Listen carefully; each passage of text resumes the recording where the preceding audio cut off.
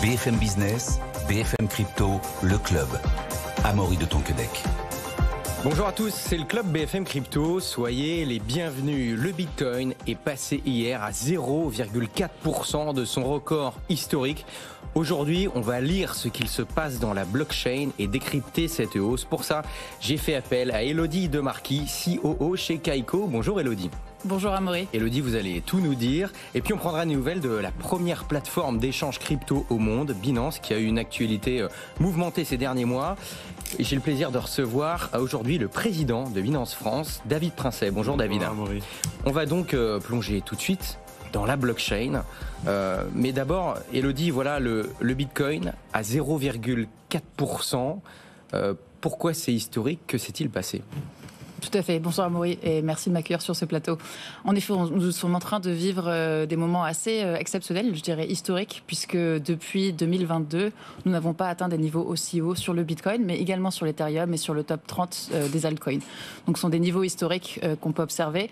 Comme vous le disiez tout à l'heure, nous avons de la data qu'on peut lire de la blockchain, mais également en dehors de la blockchain, ce qu'on appelle on-chain ou off-chain, qui nous permet d'avoir plus d'informations sur ce qui est en train de se passer. Ce que je vous propose, c'est de regarder plus en détail comment est-ce que ce bull run, ce marché haussier, est différent des marchés précédents, si ça vous convient. Très bien, allons-y. Oui, justement, Parfait. c'est la question, c'est que on voit que voilà, il y a on se demande si les cycles ne sont pas remis en cause. Cette hausse, on aura une remarque d'ailleurs que j'ai reçue tout à l'heure par mail de Yves Choufati qui intervient souvent dans cette émission. Mais on voit que la hausse est plus précoce et plus forte que les précédentes à ce moment-là du cycle. Je le rappelle, à moins de 50 jours du halving. Elodie, comment est-ce qu'on peut l'expliquer? Je rappelle, vous, votre spécialité, c'est de lire ce qui se passe directement dans la blockchain. Dans cette émission, d'habitude, quotidiennement, des traders, par exemple, interviennent, mais nous parlent de ce qui se passe sur les cours, on regarde de ce qui se passe au niveau macroéconomique, mais là, que se passe-t-il dans la blockchain, Elodie? Tout à fait. Pour reprendre un petit peu ce qui s'est passé en 2013, 2017, 2020 et 2023, c'est ce que je dirais les 4 cours haussiers qu'on a observés depuis la création du Bitcoin. On a vu que depuis 2013-2017, toute cette hausse était liée par des particuliers. C'était des individus qui s'intéressaient à la blockchain, qui a fait passer le cours de 1 à 29 $, et puis ensuite on a vu les envoler jusqu'au cours le plus haut qu'on a observé en novembre 2021. Ce qu'on observe depuis octobre 2023, puisque la hausse, bien qu'elle se soit accélérée sur les 2 dernières semaines, était déjà présente depuis octobre 2023, on voit aujourd'hui que ce qui a vraiment l'idée cette hausse, ça a été l'arrivée des ETF aux États-Unis. L'ETF Bitcoin, on a 11 qui ont été validés en janvier 2024, qui a été vraiment le booster, si je puis dire, qui a lancé cette hausse en octobre. En revanche, ce qui est intéressant aujourd'hui, c'est que depuis 2 semaines, en effet, dans la blockchain, on peut regarder 2 choses. La première, c'est qu'il n'y a pas de création nouvelle d'adresse Bitcoin. Ce que ça veut dire, c'est qu'on suppose que cette création est liée par les institutionnels, comparée aux particuliers, qui drivaient justement la hausse de 2013 et 2017. C'est une première grande différence. Et cette fois-ci, il n'y a pas autant d'enthousiasme par les médias qu'on a pu observer en 2020-2021. C'est une hausse relativement silencieuse par rapport aux précédentes, c'est ça la différence? Il n'y a pas d'influenceur. Si vous regardez les réseaux sociaux aujourd'hui, il n'y a pas un influenceur qui va nous dire acheter du Bitcoin, qui va faire la promotion de ce type d'actifs. On voit également qu'il y a de nombreuses réglementations qui se sont mises en place, qui ont été annoncées avec une entrée en vigueur en fin d'année 2024 ou début 2025. Je pense notamment à MiCA, par exemple, en Europe. Mais il y a également des réglementations sur la valorisation des actifs numériques avec FASB aux États-Unis, avec DAC8 en Europe et CARF également qui est en train de se mettre en place. Tout ce cadre réglementaire rassure.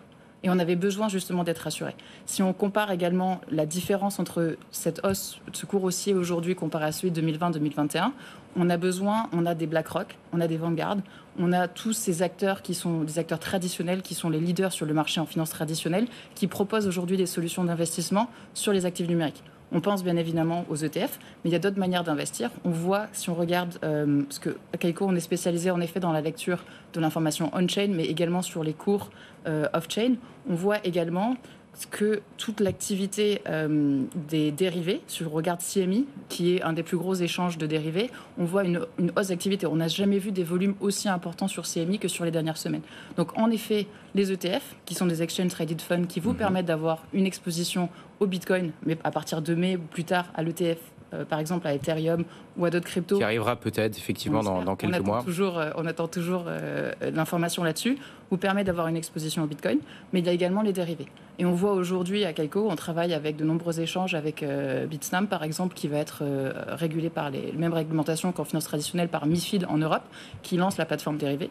On voit D2X, D2X qui est également un autre échange qui a fait appel à nous pour nos prix de référence pour pouvoir lancer justement leur offre de dérivés. Donc on voit qu'il y a un attrait à l'exposition à la crypto qui se fait de manière beaucoup plus rassurante dans un cadre réglementaire qui est en place. Quand on voit Bitstamp par exemple avec MiFID, on voit justement ce besoin de ne plus suivre les influenceurs, de ne plus être une nouvelle vague sur laquelle on a envie de surfer, mais en effet de regarder les actifs numériques comme étant une nouvelle manière de diversifier son portefeuille. Il y a un autre élément que je souhaiterais ajouter, c'est quand on regarde la corrélation entre le Bitcoin avec le Nasdaq, avec le S&P 500 par exemple. On avait vu une certaine corrélation en 2022-2023. Cette corrélation aujourd'hui, elle est négative. Ce que ça veut dire, c'est que quand vous regardez un portefeuille d'investissement, vous avez envie d'avoir des actifs qui vont interagir différemment. Pour pouvoir se diversifier. Exactement. Et là, le Bitcoin, est, pour l'instant en tout cas, est en train de s'envoler seul. David Princet, donc président de Binance France. Dans quelques instants, on prendra des nouvelles de Binance, qui depuis 100 jours, aujourd'hui, a un nouveau PDG à l'échelle mondiale. Mais d'abord, David, c'est pas le premier cycle de Binance. Vous, qu'est-ce que vous disent pour l'instant vos stats quand Elodie parlait du fait qu'il n'y ait pas forcément de nouvelles adresses créées en ce moment? Quelle activité y a chez vous par rapport à cette hausse de marché? Est-ce que la hausse, selon vous, est soutenue par des gens qui étaient déjà là dans le cycle précédent? Je suis plutôt d'accord avec ce que dit Elodie. On observe une communauté qui est très active, cependant, et qui commence à se réveiller, mais pas au même niveau qu'il y a 4 ans, on va dire.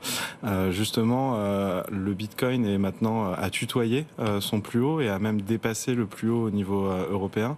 Toutes nos équipes, on était très fiers d'envoyer un app push justement pour prévenir toute la communauté de ces pas symboliques et vraiment je suis très fier de mon équipe là-dessus et du travail qu'on a accompli.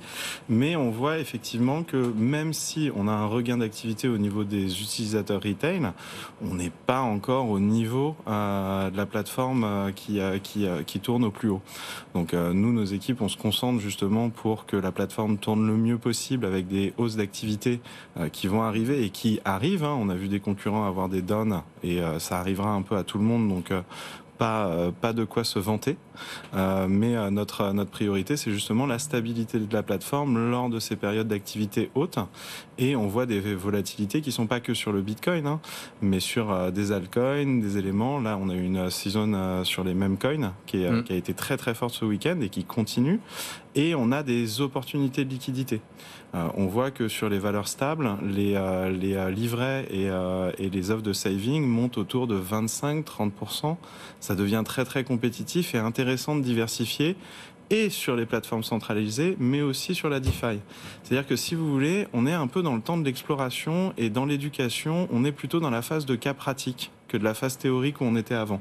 Avant, il fallait comprendre avant de rentrer, et maintenant, le dynamisme va plus payer que la réflexion pure. Cette hausse, elle est soutenue notamment, on l'a dit, par l'approbation des 11 ETF Bitcoin Spot qui a eu lieu aux États-Unis début du mois de janvier. David, pour Binance, qu'une plateforme centralisée, qui je le rappelle aujourd'hui est la première au monde, comment est-ce que vous voyez l'arrivée de ces ETF? Parce que ça veut dire que finalement, ces ETF ne passent pas par vous, ça passe par de la finance dite traditionnelle. Est-ce que pour vous, c'est un bon ou un mauvais point, ou alors il y a du bon et du mauvais là-dedans? La démocratisation, c'est toujours une bonne nouvelle.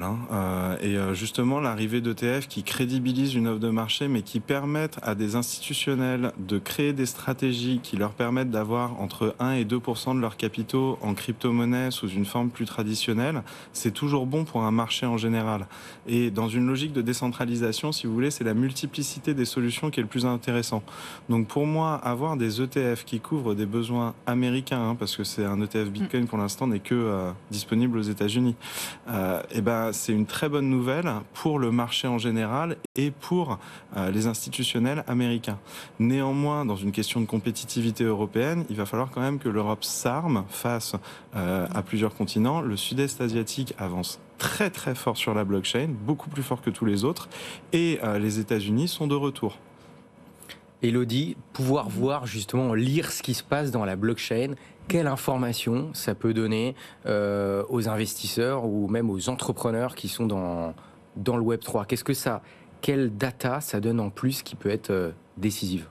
Et plusieurs choses. Je vais juste rebondir sur ce qu'a dit David. Tout à fait, ce que disait David, pour aller une étape plus loin.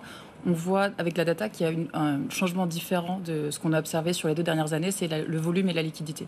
Ce qu'on observe sur les échanges centralisés mais également décentralisés, c'est ce qui va permettre justement à Bitcoin et aux autres crypto-monnaies de se maintenir à ces niveaux-là, c'est qu'on observe de la liquidité et on observe des volumes importants.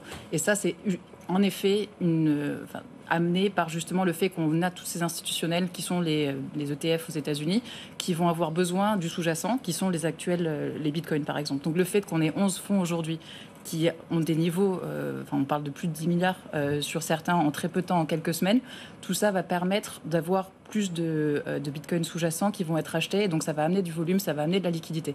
Il y a un data point qu'on remarque à Kaiko qui est extrêmement important. On regarde ce qu'on appelle la market depth, c'est la profondeur de marché, et on regarde en général 2%.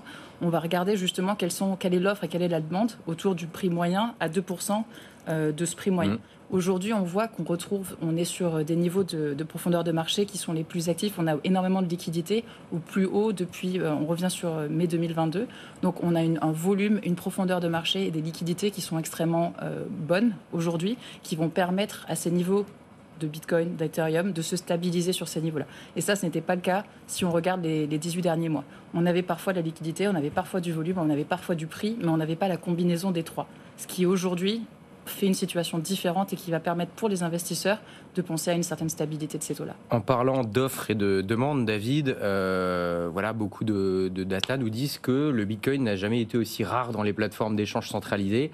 C'est ce qui, selon vous, soutient cette hausse, c'est-à-dire cette demande croissante et ce Bitcoin qui devient de plus en plus rare? Alors moins dans les plateformes centralisées, parce que dans les plateformes centralisées, on agrège des offres d'achat et des offres de vente. On n'a pas une pool de Bitcoin qui est vendue à chacun, mais dans les OTC Desk, c'est une réalité et on l'a vu ce week-end. Donc c'est aussi un facteur de santé de cette hausse. Si on avait une hausse continue et une disponibilité toujours continuelle du Bitcoin, on pourrait se demander si la stabilité de cette hausse serait saine. Voir un shortage des OTC Desk, c'est plutôt bon signe sur une hausse qui a beaucoup de fondamentaux qui sont sains. C'est quand on a une offre qui surpasse une demande, il est logique d'avoir un shortage de BTC dans les OTC Desk. Est-ce que vous avez des chiffres ou une tendance qui se dessine sur vos clients retail? C'est-à-dire que là, on soupçonne qu'a priori, une grande partie de la hausse est soutenue par ces ETF. Vous, est-ce que vous observez à l'instant T aujourd'hui, à 50 jours du halving, un comportement différent de vos clients particuliers sur la plateforme comparé au cycle précédent au même moment? Alors les clients sont beaucoup plus explorateurs. En ce moment, on a quand même une airdrop saison qui a été très très forte avec des protocoles comme TIA, comme Dimension qui ont fait leurs airdrops et ça continue. Donc on a une vraie exploration vers la DeFi et aussi parce qu'on a sorti le Web3 Wallet à l'intérieur du produit. Ça permet aux utilisateurs d'être et dans un environnement centralisé et un environnement décentralisé très vite. Moi, je pense que, en tout cas, il y a beaucoup d'opportunités qui sont en train de naître autour de la blockchain et c'est là où la connaissance de chacun permet de limiter son exposition au risque. C'est-à-dire que plus vous savez ce que vous êtes en train de faire, plus vous êtes capable de déployer des outils pour limiter vos risques. Et c'est en ça que nos travaux depuis 2 ans sur l'éducation portent leurs fruits. C'est-à-dire qu'on a des utilisateurs qui vont plus loin dans l'utilisation de la plateforme et des différents services connexes, le Earn, le Launch Pool. On a eu 8 Launch Pools ces 2 derniers mois. Donc ça veut dire que vos clients vont plus en profondeur, restent moins en surface, c'est-à-dire ils ne se contentent pas uniquement d'acheter 2-3 cryptos, ils essaient d'utiliser la blockchain réellement? Alors, quelques-uns. Et jamais assez. Et on essaiera toujours de pousser le concept encore plus loin avec nos équipes. Mais on a de plus en plus d'utilisateurs qui commencent à avoir des vraies stratégies d'investissement comparées à juste un achat-vente de Bitcoin. À l'heure actuelle, quand vous rentrez sur les cryptos, vous avez 2 questions à vous poser. C'est est-ce que j'achète des actifs? Mais vous en avez une autre qui est qu'est-ce que je fais de mes valeurs stables? Parce que lors d'un marché qui est plutôt baissier, vos valeurs stables vont pas forcément rapporter énormément en intérêt. Les intérêts sont entre 5 et 7%. Bon, c'est bien, c'est mieux qu'un produit traditionnel bancaire sur une monnaie, mais ça comporte ses risques. On connaît les stablecoins et leur capacité. Là, quand on est avec des 25% annuels, Si vous voulez, vous pouvez rentrer sur une plateforme et juste poser des valeurs stables, rester dessus, faire du 25% et après diversifier vos gains vers des crypto-monnaies. Ce genre d'opportunité, si vous connaissez les fondamentaux des plateformes, vous pouvez en tirer parti. Si vous arrivez et que vous découvrez, ça prend un peu plus de temps. Élodie, vous vouliez réagir à ça, au comportement potentiellement différent des gens aujourd'hui qui iraient un peu plus loin que le simple investissement, entre guillemets, dans le Web3 ? J'aimerais aller peut-être plus loin sur la manière d'investir, qu'on voit d'être différent, surtout... Elle évolue ? Elle évolue entièrement et elle doit évoluer. Tout à l'heure, je pense que vous parliez de la stabilité de l'écosystème ou du manque parfois de stabilité de l'écosystème. Quand on voit par exemple que Coinbase la semaine dernière, avec la hausse du marché, n'était pas disponible pendant plusieurs heures, on voit qu'il y a encore beaucoup à faire en termes de maturité de l'écosystème, en termes de transparence. On voit en effet que les investisseurs sont en train, ils apprennent, ils se deviennent de plus en plus sophistiqués et ils vont regarder justement sur quels échanges ils vont pouvoir interagir, que ce soit on parle de decentralized exchanges, des DEX ou des échanges centralisés, bien qu'aujourd'hui 90% des transactions se passent sur des échanges centralisés. Donc on voit quand même qu'il y a un plus fort volume sur ces échanges-là. Cependant, on voit qu'il y a de nouvelles opportunités. Deutsche Börse a lancé aujourd'hui DBDX, qui est l'échange décentralisé de Deutsche Börse. On voit qu'il y a également une convergence entre les échanges centralisés qui sont en train d'ouvrir, de donner des opportunités pour permettre justement de passer de la centralisation à la décentralisation de manière la plus simple possible. Donc on voit en effet que même les investisseurs, Deutsche Börse a vraiment une destination d'institutionnel. On ne parle pas de particuliers, à vrai dire. Donc on voit justement un changement dans ces habitudes-là. L'infrastructure est en train de gagner en maturité. Et pour revenir sur votre point un peu plus tôt, sur quels sont les data points, quels sont les KPIs que nous, on peut offrir, on propose aujourd'hui une chose qui est très simple, c'est de regarder quand vous voulez investir aujourd'hui, vous achetez 1000 bitcoins, 1 million de bitcoins, sur quel marché vous pouvez vous positionner. Tous les marchés ne se valent pas. On n'a pas toujours la liquidité nécessaire. Je parlais tout à l'heure de profondeur de marché. Le prix que vous allez avoir, si vous n'avez pas suffisamment de profondeur de marché, vous allez avoir une forte volatilité. Vous n'allez pas pouvoir acheter au meilleur prix. Donc on va regarder sur quel marché on va pouvoir passer un ordre assez important. On va regarder une deuxième chose. On a évalué aujourd'hui, grâce à notre wallet data, un de nos services qu'on propose, on a pu identifier des activités de wash trading sur un échange qui s'appelle Bitforex, qui a été, le système d'opération a été suspendu pendant quelques jours jusqu'à ce qu'il y ait plus d'informations à ce sujet. On va regarder en tant qu'investisseur un peu plus sophistiqué, est-ce que les échanges qu'on va choisir sont des échanges qui sont fiables, sur lesquels on peut trader. Puisque même s'il y a des opportunités d'arbitrage importants sur certains échanges, le jeu n'en vaut pas toujours la chandelle. S'il y a des risques opérationnels trop importants. On voit en plus en Europe, avec le cadre réglementaire qui se met en place, qu'on va être obligé avec MiCA d'avoir une certaine redondance, une certaine robustesse des systèmes, des partenaires avec lesquels on va travailler. On ne va pas pouvoir choisir moi je vous parle de données de marché financier parce que c'est mon domaine. On ne va pas pouvoir choisir des partenaires à la volée. Il va falloir regarder justement quelle est l'architecture derrière de ces partenaires-là. Est-ce qu'ils sont stables financièrement? Est-ce que ces boîtes vont disparaître dans la prochaine année ou non? Donc il y a de plus en plus on va devoir rassurer un petit peu plus les investisseurs qui sont de plus en plus sophistiqués, qui vont s'intéresser justement où est-ce qu'ils vont trader et ils vont avoir besoin de données qualitatives pour justement prendre ces meilleures décisions d'investissement et on peut les accompagner dans ce milieu-là. Pour l'instant, David, la majorité des achats de crypto passent par des échanges centralisés, comme Binance, qui, je le rappelle, est le numéro 1 mondial. Ces derniers mois ont été mouvementés pour Binance, notamment outre-Atlantique, du côté des États-Unis, avec une amende record de 4,3 milliards de dollars et la démission de son PDG emblématique, Changpeng Zhao. Ça fait 100 jours maintenant que vous avez un nouveau directeur général, Richard Teng, qui est dit pro-régulation. Quel bilan peut faire, David, de ces 100 premiers jours? Déjà, un bilan positif, on n'a pas perdu nos parts de marché, on reste un acteur important et toujours le leader sur la plupart des marchés et la France. On est encore en train d'évoluer de ce passage de start-up à institution financière. On est né start-up et on devient une institution financière par la voie de fait et par aussi l'avancée de la régulation. Régulation sur lequel on reste quand même un acteur très bien positionné avec plus de 16 marchés régulés dans le monde. C'est le plus gros, c'est l'exchange le plus régulé au monde. Néanmoins, il y a encore beaucoup de travail. On a une régulation qui se met en place dans plusieurs régions avec des frictions, des éléments qu'il faut qu'on change, c'est normal. Et là-dessus, Richard est un grand soutien. Moi, j'ai personnellement eu l'occasion de travailler avec Richard en direct pendant 2 ans, puisqu'il avait travaillé sur l'Europe, aussi juste après l'enregistrement français. Et je peux témoigner de sa contribution sur la régulation et aussi de ses efforts sur la compliance. Donc, aujourd'hui, David, pour l'instant, l'objectif numéro 1 de Binance, c'est vraiment la régulation. C'est vrai que apparemment, il semblerait que Richard Tang ait une autre personnalité, une façon de faire différente de son prédécesseur CZ, qui est certains commentateurs disent qu'il avait une stratégie peut-être plus pirate que celle de Richard Tang. Non, c'est une continuité dans la stratégie et c'était différentes phases d'une entreprise. Aujourd'hui, c'est très bien d'avoir Richard Tang pour pouvoir accentuer nos efforts sur ce travail-là. Néanmoins, notre priorité reste la communauté, la stabilité de la plateforme, la capacité de nos utilisateurs à tirer parti des opportunités de marché, surtout quand le marché bouge et que beaucoup de personnes se connectent.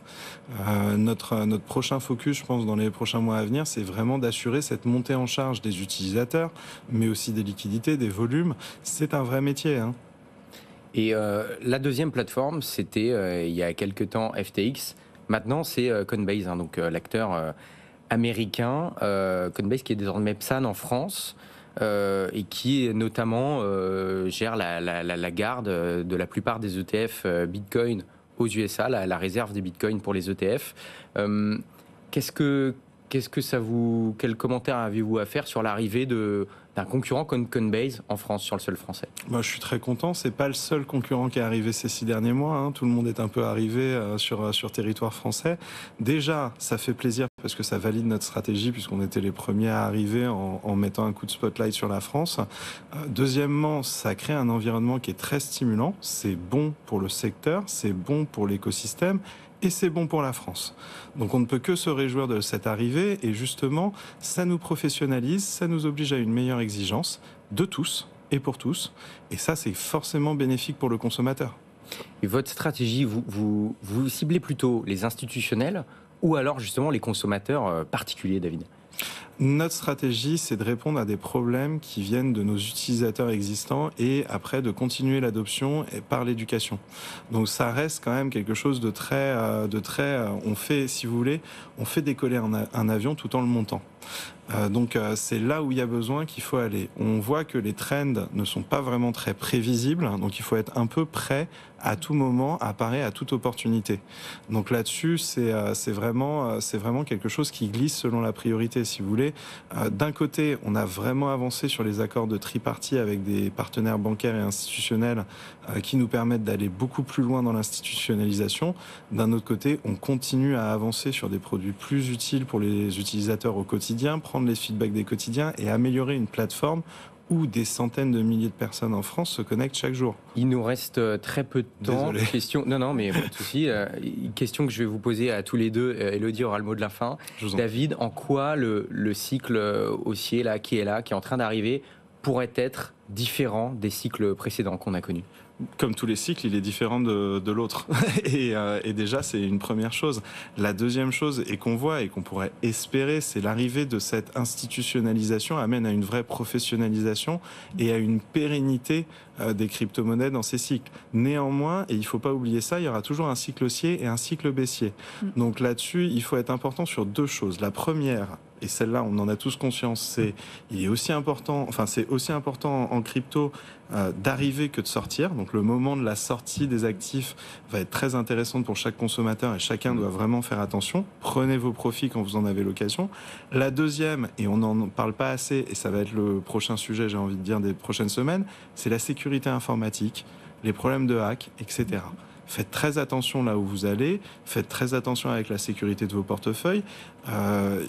On est quand même dans un domaine où justement quand le marché augmente, les rug pulls, les hacks, les tentatives comme ça vont augmenter aussi. Donc l'éducation et l'institutionnalisation croissante du secteur. Elodie, il nous reste quelques secondes. Oui, tout à fait. Pour moi, celui-ci va être important au point de vue stabilité. Comme le disait David, c'est important de voir une professionnalisation de l'investissement. La protection également des petits porteurs, je pense que c'est quelque chose qui est extrêmement important. On l'a vu avec FTX et avec d'autres crashs que jusqu'à présent, toutes ces protections n'étaient pas en place. J'espère que les réglementations et le fait d'avoir des institutionnels un peu plus avisés en prenant ce qui a été fait en finance traditionnelle, tout ce qui est la gestion du risque, le management du risque, ce genre de choses, va être appliqué avec ce bull run. l'autre chose dont on n'a pas parlé, qui me semble extrêmement important, c'est la tokenisation également. Il y a énormément de projets sur tout ce qui est cross-border payment qui sont arrivés avec la tokenisation, avec les banques centrales qui sont en train de se mettre en place. Et à partir du moment où on va voir un peu plus d'interopérabilité entre ce qui se passe sur les marchés des cryptos en tant que classe d'investissement et tout ce qui se passe sur la tokenisation, je pense que ce bull run va initier plus d'interopérabilité qui va marquer une passe vers un nouveau... Eh bien, vous reviendrez nous en parler, Élodie Demarty, COO de Kaiko. Merci beaucoup, Élodie, d'avoir été avec nous. Merci beaucoup, David Princet, président de Binance France. Rendez-vous demain, 15h. Bonne journée, bonne soirée. BFM Business, BFM Crypto, le club.